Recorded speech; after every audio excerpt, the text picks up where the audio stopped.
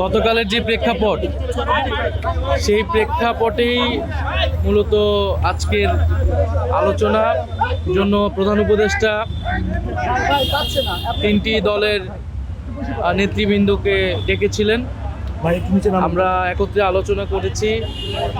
সেখানে শরীফ ওসমান হাদী তার পরিবারের সদস্যরাও ছিলেন, তার মা ছিলেন।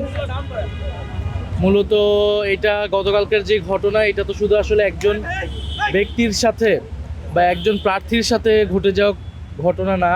আমি গতকালকে বলেছি এটা কোনো বিচ্ছিন্ন ঘটনাও না। এটা আওয়ামী লীগ যেই ষড়যন্ত্র ছক আঁকছে নির্বাচনকে ঘিরে, সেটার একটা শুরু বলা যেতে পারে। ফলে এই ধরনের পরিবেশকে আমরা কিভাবে একত্রে মোকাবেলা করব এবং সেটার জন্য যেই ফ্যাসিবাদ বিরোধী জাতীয় ঐক্য প্রয়োজন, সেটা যাতে অটুট থাকে। আমরা জানি নির্বাচনের রাজনীতিতে আমরা প্রতিদ্বন্দ্বিতা করব, একে অন্যের বিরুদ্ধে হয়তো বলবো, কিন্তু সেটা যাতে কখনোই একটা সীমাকে অতিক্রম না করে এবং আওয়ামী লীগকে যাতে কোনো সুযোগ সুবিধা করে না দেয়, এই ব্যাপারে আমরা সকলেই ঐক্যমত পোষণ করেছি। এবং জুলাই গণ অভ্যুত্থানকে যেভাবে পরিকল্পিতভাবে ভিলিফাই করা হচ্ছে, মিডিয়া থেকে শুরু করে বিভিন্ন জায়গায় টকশোর মাধ্যমে, আওয়ামী লীগকে রাজনীতির মাঠে আসার একটা স্বাভাবিকীকরণ প্রক্রিয়া, একটা নর্মালাইজিং প্রসেস আমরা দেখতে পাচ্ছি।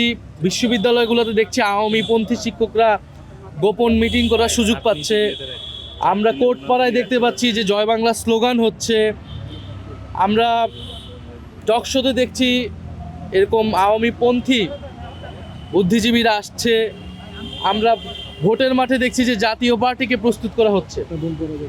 ফলে এই যে একটা সম্মিলন আমরা দেখতে পাচ্ছি, এটা একটা পরিকল্পিত আয়োজন আওয়ামী লীগকে রাজনীতির মাঠে পুনর্বাসিত করার। এবং আওয়ামী লীগ বুদ্ধিজীবী, সাংবাদিক, সাংস্কৃতিক কর্মী নানা নামে কিন্তু আওয়ামী লীগ সমাজে কথা বলার চেষ্টা করছে, কাজ করছে। ফলে আওয়ামী লীগকে শুধু রাজনৈতিকভাবেই নয়, বা এই যে সন্ত্রাসী তাদেরকে তো মোকাবেলা করতে হবে প্রশাসনিকভাবে, কিন্তু একইভাবে বুদ্ধিভিত্তিকভাবে যে আওয়ামী লীগকে যারা রাজনীতির মাঠে আনার চেষ্টা করছে, এইটার বিরুদ্ধে আমাদের সকল দলকে তৎপর হতে হবে। কিভাবে কোর্টপাড়ায় জামিন হচ্ছে, এই আইনজীবীরা তো কোনো না কোনো দলের সাথে জড়িত, মিডিয়া হাউসগুলোর সাথে রাজনীতির একটা সংশ্লিষ্টতা থাকে আমরা জানি। ফলে সব দলকেই এই ভূমিকা নিতে হবে। আমরা আমাদের জায়গা থেকে সেটা বলেছি। আমরা সর্বাত্মকভাবে সেই জাতীয় ঐক্য ধরে রাখতে আমরা কাজ করব, আমরা সহযোগিতা করব এবং